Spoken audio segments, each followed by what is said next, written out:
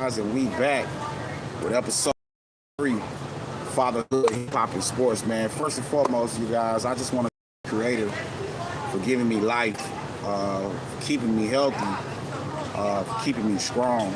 Uh, Man, it's been a very long year, guys. I must admit, when I backed off the podcast, I wasn't passionate at that moment.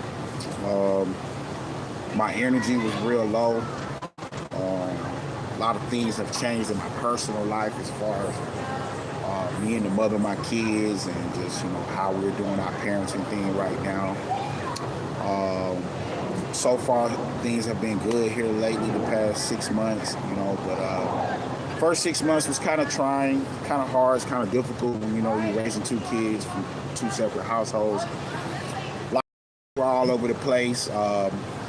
Had to grow up. I had to be accountable for some of the things that um, I did wrong when me and her was trying to have a relationship and live in the same household for the sake of our kids. But unfortunately, some things had to change. But, I can truly say August the 2nd, 2024, KB Day, we're on the right path of trying to do the right thing as far as our babies. Now, the last time y'all seen this little thing, she was a little thing. She was big, but she was a little thing. Look at her now. She is big and juicy and talking. Tell them, say hi. Hi. Say what's up. What's up? Say how y'all been. Say, I I miss you guys. miss you guys. Say, and my daddy miss you guys too. Me too. Okay, give me 5. All right, give me what? A kiss. All right, and we finna get ready to go do what? What are we? Chillax. Chillax and what? We going to do what? Water. Water. And what we gonna do at the water? The play. And play and then do what? Swim. What?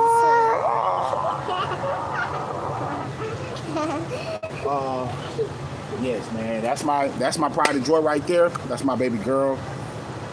Um, yeah, fatherhood, man. First and foremost, I just want to send a special shout out, man, to all the fathers out here across the world. You guys rock. You guys are amazing. I've learned a lot here this past year as far as fatherhood. I just lost my big brother, my cousin, man, about a month and some change ago. Today would have been his 50th birthday. The last few weeks I've been very emotional preparing for this day, but I said, you know what, we're going to get back on, we're going to hop in, and we're going to do what we do best, which is engage, keep these kids happy, keep them smiling, because you can't fake fatherhood. Fatherhood will show when you ain't doing it right. You know what I'm saying? And when you doing it right, it'll show. You know what I'm saying? So at the end of the day, I'm so thankful. I'm so blessed. I'm still learning day in and day out. And that's all I'm trying to, keep fighting for. That's all I'm trying to keep standing on is my babies and the opportunity that I have, in this moment, as far as raising them and having that, just this platform alone, man, just having this opportunity to just, go live, speak on things that mean a lot to me. But when we think of fatherhood, man, and I look back on everything that has taken place in my 38 years of living, I got to talk about my brother KB, man. My brother KB was a loving father. He was a father of 5 kids, man. 4 boys, 1 girl. Rena Marie is gonna be well protected all of her life. She got 4 brothers that's gonna always be there for her. So I just want to send a special shout out to all of those guys, man. Bakari, Kane, Lil B, baby boy Kason, your cousin Sydney, love you. Cousin Raylani, love you guys. Tell them you love them. I love you. Okay, go get Bubba. Go tell Bubba come here. Baba, come here. Go get it. Cousin Sid, finna get him over here and let him come tap in to y'all. Come here, baby. Come here. Come here, Papa. Let him tap in right quick. Say hi to you guys because, yeah, fatherhood around this way, guys. It's been very, hold on. It's been very, I'm addicted. I'm a hey guys. Say what's up. Say what's going on. Okay, so this is the fatherhood journey. This is what you see right here. You see what she got going on? Hey, a year ago they wasn't this healthy. They wasn't this active, right? Look at them now. We making strides. Fatherhood has been very good to us. I gotta give a special shout out to the mothers though, man. It's a lot of mothers out here that's doing both roles. It's a lot of mothers out here that's stepping in, being moms and dads when the dads can't be there. I just want to say, man, big special shout out to all the mothers, man. You guys are the glue to it all. You guys are the reasons. Life is life. And I just want to say thank you to all the mothers, man, across the globe, across the universe. You guys are the most precious and most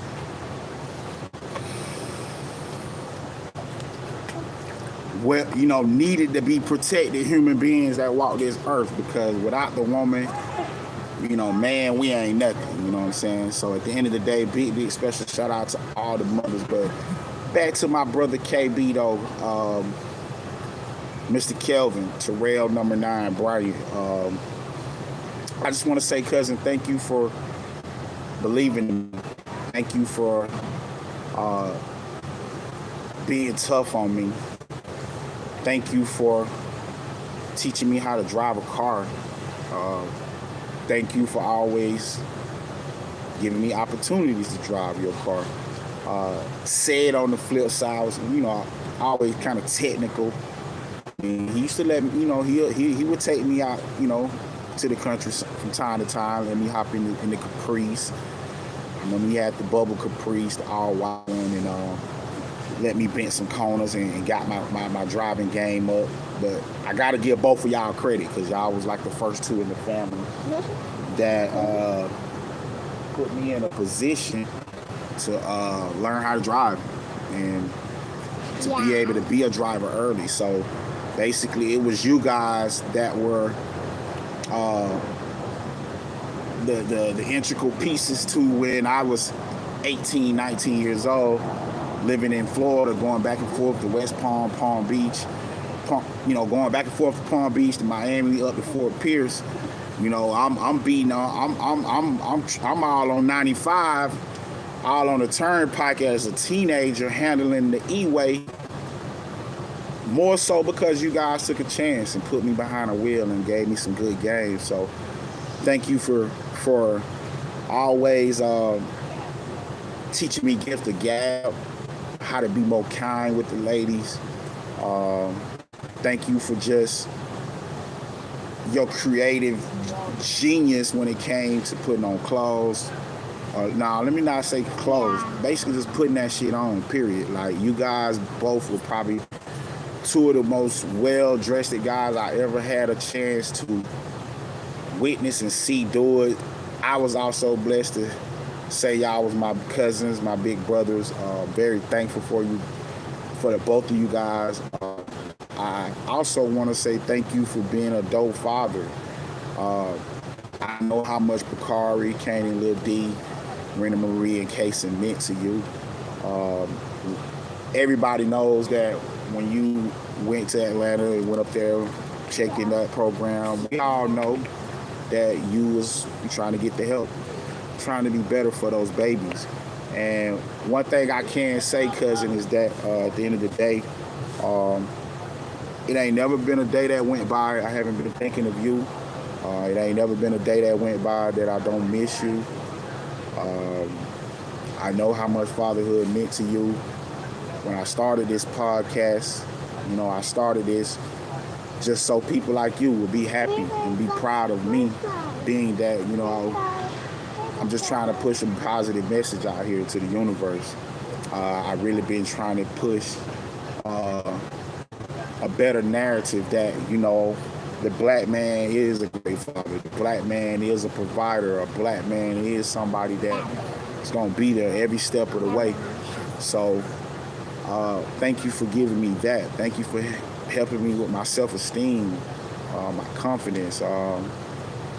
Not having my mom and dad in the picture, when your brother played an integral part into my confidence, into my my upbringing, and I can never forget that.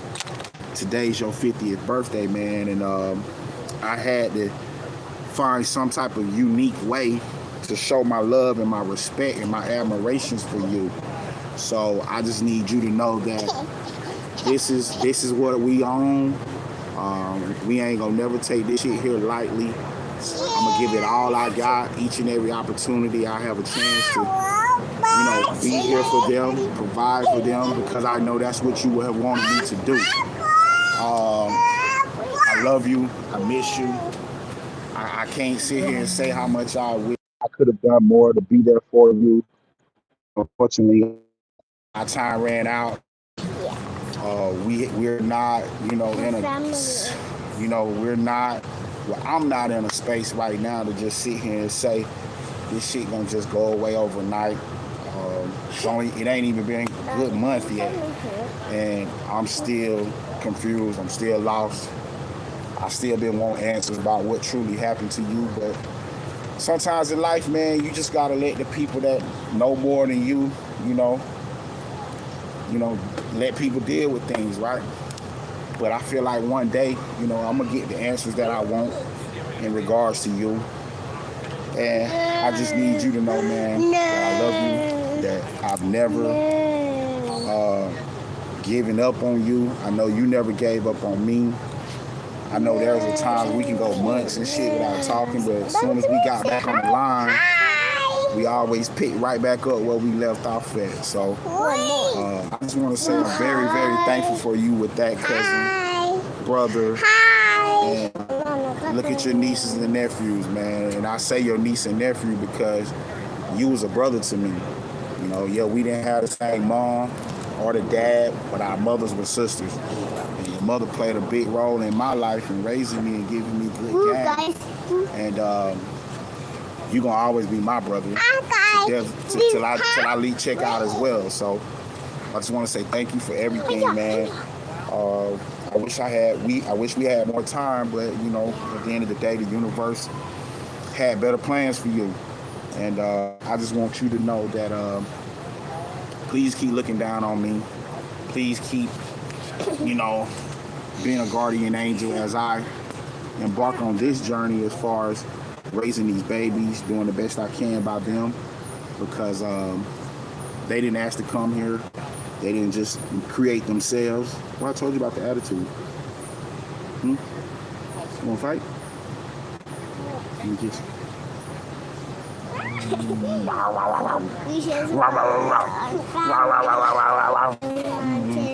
And this is the best thing ever happened to me, guys. But I love you, KB. Thank you so much, man. To all the fathers, man. I just got a few special ones on my heart right now that played a very integral role into the Sydney Bryant experience. Big special shout out, man. My grandfather, Mr. Richard Jackson. I was finna say Willie Bryant, which is my mom's biological father, but I never got to meet my real grandpa. So, thank you for, being the headline to the Bryant, bloodline. Thank you so much. To my grandfather that raised me, Richard Jackson, thank you for all the sacrifices and the things that you made to be visible in all of my grandma's kids' lives, all the grandkids' lives. We thank you so much, man, for just being there when you didn't have to. Big special shout out, man, to my uncles that's still alive, my Uncle Robert, my Uncle Ricky, my Uncle Kenny. Big special shout out to all you guys. My Uncle C. Man, I miss you very much. I miss you very much, and I know for a fact that, what did I say? I miss you guys very much, and I just know that at the end of the day, have a seat. Have a seat. I just know at the end of the day, moving forward, it's endless people that we can be shouting out, paying our homage and respect to. But man, I just want to say, man, my Uncle Willie C was the dopest uncle a kid could ever ask for. This December will be 6 long years without him. This past May 25th, made 6 years. My grandpa ain't been in the picture. Y'all died 6 months apart, but y'all were two of the dopest fathers a kid could ever ask for, as far as having a man in your life, giving you game, guiding you, helping you become, an integral piece to this society, man. So I was very lucky and blessed to have you guys in my life. To Smoke, thank you for your tough love. To my cousins, KB said, man, thank you guys for always being visible in y'all kids' lives every step of the way. Big special shout out to Cedric though, because he never missed a step with his 3 boys, and I know his oldest, that was a whole different situation, but I gotta clarify his 4 boys, because he actually had 4 boys. So, I've always been a stand-up guy in regards to his boys, his kids. I've always admired that cousin. Thank you for being an inspiration to all of my friends, man. My grandma was very big on the friend word, but it's a lot of people that I consider friends in my life, whether we still talk every day or not. If you've ever crossed my path, if we've ever had good times in life, don't get it twisted. I still consider you a friend in my life and in my heart. I'm very thankful for all of you, especially the ones that were fathers before I even became a father. You guys were very integral parts to the puzzle. You guys were very critical and vital to what I was trying to do as a father. So at the end of the day, it makes sense when, we're out here putting our right foot in front of the left foot, and we going with the wind. We keep in motion and we stand in stride. So at the end of the day, guys, like my baby say, much love. She is so ready for the camera and all of that stuff, as y'all can see. It's something that I haven't even been able to just sit down and really do with them that much the past year, because a lot of things have changed in my life. But like the old folks say, man, when you put something inside of kids, it'll always remain there. And I know my babies really clearly remember when we first started this fatherhood sports thing.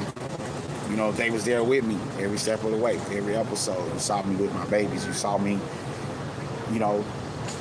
doing real like dad shit. You know what I'm saying? And that's gonna always be me. This is not for clout. This is not for likes. This is not for any type of monetizing thing. We just doing this from our heart. We doing this because this matters. We doing this because we're trying to bring awareness, to the fact that there are a lot of fathers, whether you black, white, Asian, Vietnamese, it don't matter what your upbringing, your ethnicity. It's a lot of fathers out here that are misunderstood. It's a lot of fathers out here that have real life mental health issues, and they don't even have nowhere near the courage or the balls to do this kind of work that I'm doing, which is bringing awareness, spread love, showing every father that you matter, every mother that you matter. So at the end of the day, big special shout out to all the mothers, man, and the fathers. You guys rock. You guys are amazing. Hip-hop, when we think about hip-hop, oh my goodness, so much has changed in the past year when we're talking hip-hop. There has been a very drastic change. I know the last episode I was on, we was finishing up the last 10 influential artists that got, the Nas as far as the top 50 artists on the Billboard list. that was very fun when we broke down all of those artists. I know I did 20 on one episode, 20 on the next episode. I skipped one episode because I paid homage to one of my childhood friends by the name of Brian. I also want to say a big special shout out to you, Brian, because when I stopped this thing, I was in my feelings a lot around that time because it hurt me when I heard about what happened to you. On top of that, you know, I had a lot of real life stuff that I had going on, and things just was draining me. I wasn't happy. I wasn't in a good head space. So I felt like the work that I was doing, it wasn't going to reach the right people that it needed to reach because I wasn't in a good space. So I had to step back. And what I've learned here this past year is it's okay to step back sometime, check yourself, better yourself, stay prayed up, and then still go back to work and stay on the grind. And one thing about this podcast, I've always kept it in my heart. I've always stayed passionate about it. I also want to send a big special shout out, man, to Fine Word Entertainment. The homie Robert West, So Fine West, OG Fees. I won't get up here and cap and say, oh, well, we got all these fun memories. I've known him for a blase Scott amount of years here in San Diego because I haven't. But what I will say, every time I met this guy, he was full of life. He was full of ideas. He was very creative. He always was talking about his kids. He was always trying to bring people together on some shit. And he was a force here in this city. I know the Mitchie Slicks and the Ryan Anthonys and the Nick Cannons and all of these people get, you know, the nods when we're talking about dope people that come out of San Diego as far as the entertainment business and things of that nature. But Robert West was a thinker. He was a creative. And his fiance, some of his closest of friends, his mom, his sister, those people all kind of signed off on me being a part of this team and telling a story that was very important to him. His unfortunate demise. He was about to start telling his story about these guys that got wrongly accused of a murder in New Orleans. Okay, hey, that way. Thank you. He was about to tell this story about these guys, man, that got kidnapped off the streets by a criminal enterprise, some very corrupt cops coming out of the boot, out of New Orleans. By the way, big shout out to New Orleans, man. You guys played a very integral part to my childhood. Y'all, the music, y'all culture was a soundtrack to my life coming up. So I can relate to everything about New Orleans, about the boot. I got a cousin named Wardy. Like, that's his real life nickname, Wardy. You know what I'm saying? I know that's like one of y'all favorite slang words out of the boot. Y'all culture, the food, the festivals, man. Everything about the boot is so dope. So I just want to send a big special shout out, man, to Fine Word Entertainment, Kunta, Burnell, Sid. Just being a part of their story and this whole thing they have going on, it inspired me. It picked my confidence back up as far as, you know, wanting to be motivated to get in front of a camera and really talk to the world again. So I gotta say, man, big special shout out to you guys. Y'all lit this fire again. So now, on top of losing my brother, I blame all of this on Fees, my brother, how these guys, you know, unfortunately left us here on earth. And it's kind of like, nah, it's time to go. So I just want to say big special shout out to Fine Word Entertainment, man. Thank you guys for believing in me. Thank you guys for including me in some of the things that you guys have had going on. And it's time to go. It's time to keep working. It's time to keep grinding. It's time to keep pushing the narrative, like my brother Kunta Gable would say. Yeah, we finna keep grinding, man. But when we talk about hip hop as a whole, an entity itself, course, it's been more murdering. It's been more, trash in the music as far as the things that they're promoting to the youth just to sell records. But at the end of the day, I also want to say thank you to all the trailblazers. Killer Mike, for example. Killer Mike was second screen, third screen, fourth screen to Outkast Dungeon Family for years. And we talk about a guy that's been a flame spitter, been a flamethrower with that pen, whether it was with the pen or off the dome. Like, Killer Mike was putting in work for years. And it took him, 20 plus years to win his first Grammy? And he won 3 Grammys in one night. So, big special shout out, man, to the A, Killer Mike, Dungeon Family. Dungeon Family as a whole and as a collective, they're healing. They lost one of the pioneers, one of the honchos, one of the faces of what they had going on here just a few months ago. RIP to OG Rico Wade, man. Your brain, your wit, everything you stood for, your mind was the soundtrack to Atlanta for a lot of years. The soundtrack to the South in general, because it was deeper than just rap. You made beats and produced music for females, pop stars, all kinds of stuff that a lot of people don't really know about until you start reading those credits. But I know what you meant to the game, to the industry, to the culture. So your presence has already been missed. But Dungeon Family, organized Noah Sid, be careful, baby. Hey, be careful. Over there with brother. Okay, we're gonna go eat. Put that back and go play with brother. We're gonna be done in a second, okay? Daddy gotta finish up. My sweet thing here, y'all.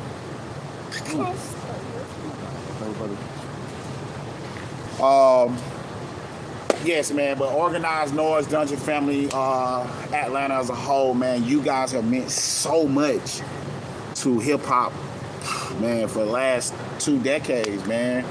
And things are still pumping. Things are still coming out of the A in a grand fashion. I feel sorry for Young Thug still. He's still getting drugged around in this whole Rico mess. I know for a fact some of my last episodes that I was on just last year, around May, we had just started talking about the Young Thug, YSL, Rico charges, and all of that shit. Homie has had a lot of people turn on him in this past year and some change.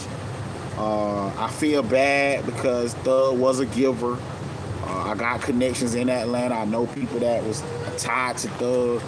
And a lot of people spoke highly of Thug. A lot of people said he was a giver. A lot of people said, he would give you the shirt off his back in Lenox Mall. You know what I mean? If he felt like you was righteous enough and deserved it.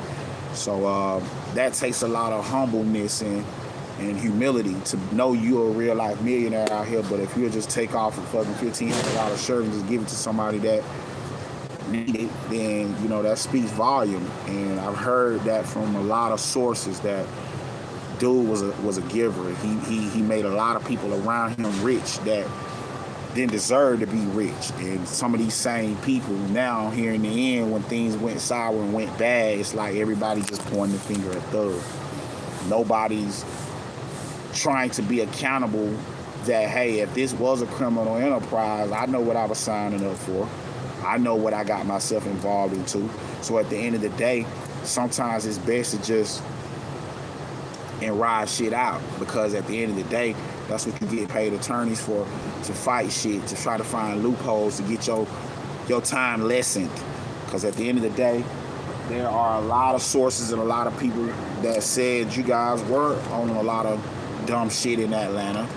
And when you own dumb shit, it don't matter how much money you got. And then you talk about it on record. You know what I'm saying? Like that don't mix at all. That don't mix. That's like trying to put sugar water in a gas tank, hoping that it can get you at least a mile to the closest gas station. it ain't gonna work. That motherfucker might go 15 yards, and that motherfucker motor might blow. You get what I'm saying? So at the end of the day, guys, I feel very bad for Thug, hip-hop community, all his fans, everybody in Atlanta that's still been watching this trial shit with him. But hope the homie can get out of that somehow, because I truly feel in my heart it wasn't just his fault with everything that went down. Also, man, I just want to send a big special shout out, man, to man. I just want to send a big special shout out, man, to Tupac Shakur, Biggie Smalls, man. Here this past year, we've learned a lot about a lot of shit in hip hop that involved you guys. And it's sad that here we are, damn near 30 years later, dude. And you guys are the most talked about hip hop artists, and y'all both been dead damn near 30 years. And I'm quite sure we're going to be talking about y'all 30, 40 more years from now. So it's kind of like, man, what you guys did for the culture, meant for the culture, people still talking about you 30 years after your death, and they doing it daily. That just goes to show, man, the work that y'all put in. It was trailblazing work. Karma is real, because all of the people that were signing y'all checks, robbing y'all out of money, things, fugazi shit, you know, the higher ups, the feds, the people with the real life juice, been on these motherfuckers' asses. I ain't gonna call such and such name, because I've been knew for years he was a buster. I've been knew for years all that, like Suge say, dancing in the videos and all that.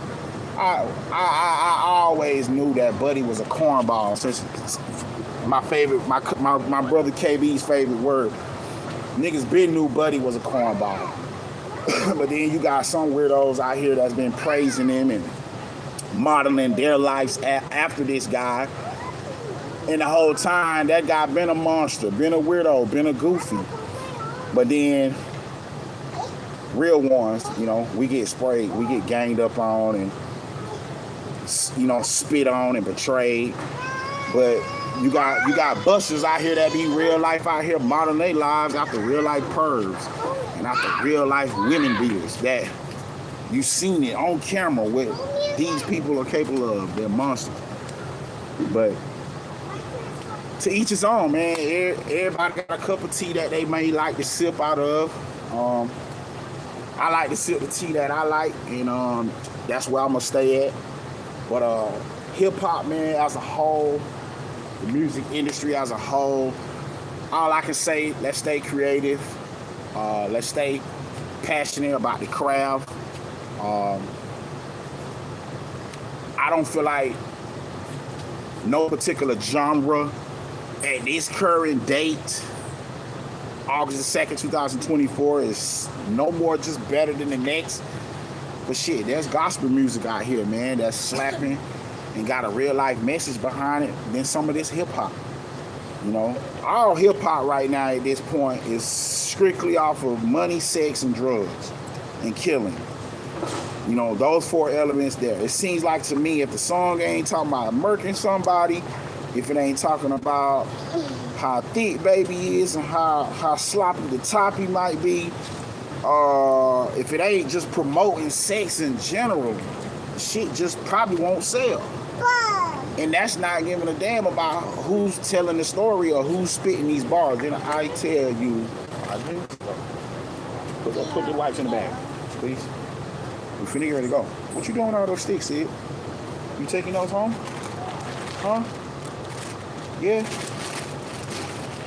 But yeah, guys, I swear, it's just really one of those things where I just look back on all of this and I sit back and I think like, damn, dude, we are really in some trying times when it comes to the music we have to listen to. Because I'm going to be honest with y'all, man, I'm still stuck in my Biggie, Tupac, DMX, you know, some Jay in my rotation, some Nas, you know.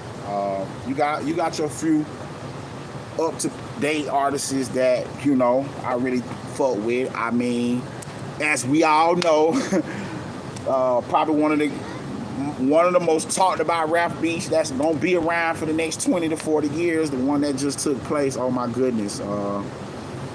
Kendrick stole a lot of fans from Drake, man. He stole a lot of fans from Drake. He aired Drake's laundry out in a big way. I'm not that much of a researcher or a conspiracy theorist where I've been out here searching for any angles to try to prove any of those artists is wrong, because they both made some dope music that went back and forth at each other. But man, Kendrick with a landslide. He murdered Drake with that rap beef shit. I'm just happy that a lot of people ain't been losing their lives. Ain't no crazy shit been going on. I heard they touched Rose ass up though for talking some shit. I mean, because at the end of the day, Drake took some shots at people that he shouldn't have took shots at, got people involved in some things. And I feel like that's why a lot of people start ganging up on him, talking shit. But at the end of the day, all of these guys are successful. At the end of the day, when you think about it, all of these guys have made a lot of dope music that we've all danced to, made love to, brought kids into this world to. You can say whatever you want to say about a lot of these fools, but a lot of us at certain points in our lives, we were slapping that Drake. We were slapping that Rick Ross. Your brothers some chips. Yeah, that was a time in our life, man. All of us were slapping that Rose. All of us slapping that goddamn Drake. A lot of us bumping that J. Cole. Big special shout out to J. Cole, by the way, man. Genius move. Stay out of that shit. I think he foresaw where all of that shit could have really have went. And sometimes in life, that's the best medicine. That's the best remedy. Is take a step back. Watch shit from the sideline. You can always be a game time player, but spectate sometimes, you know? And I feel like J. Cole took a step back because he saw that the bigger picture wasn't going to end well if he stayed in the middle of all that shit. So, both of those artists put on a show, but Kendrick, he smashed, and I think that's what we're going to lead this hip-hop segment at. We're going to end it right there with Kendrick because, man, the West Coast is still on fire, man. I think Kendrick has inspired so many artists out here on the West to just keep going, keep recording, keep giving us content, keep dropping shit, because at the end of the day, the West for years has really felt kind of like left behind due to the dominance out of the Peach State. And they have every right to respectfully feel that way.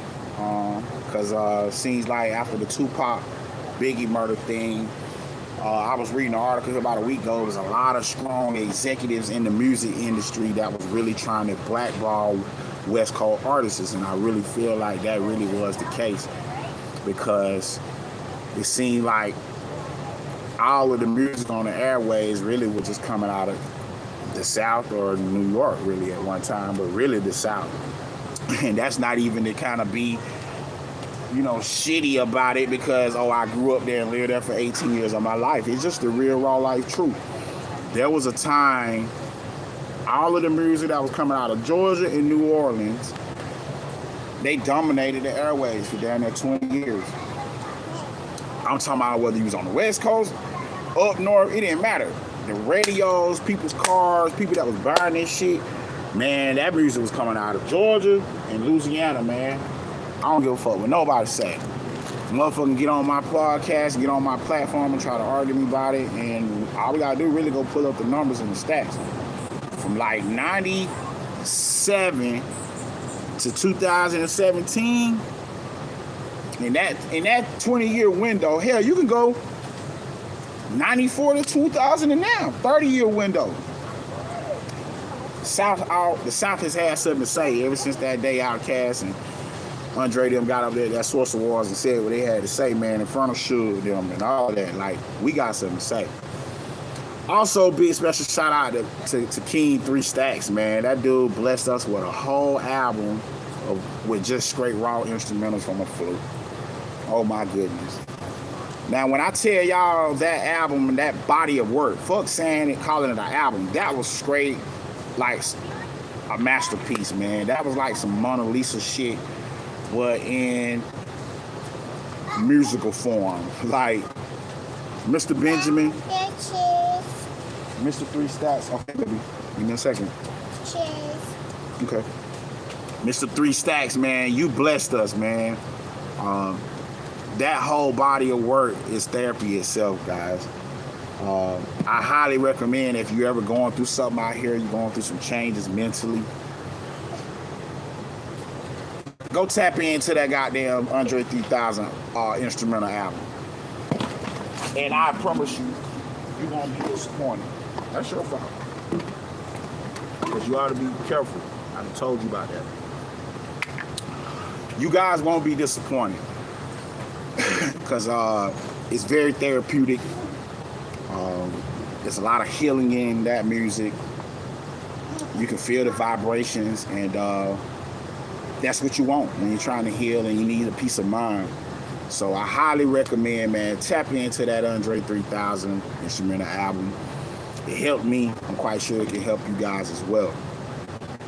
Sports, man. We're going to be real quick and brief with the sports because we pretty much are in the middle of baseball season, but we got to start it off with a special shout out, man, to all of the athletes that are representing the United States of America, man, to all the Olympians. Big special shout out to all of you guys. I know this is a dream come true for some of you guys that had never been in the Olympics. And, oh man, I lost my life. Damn it.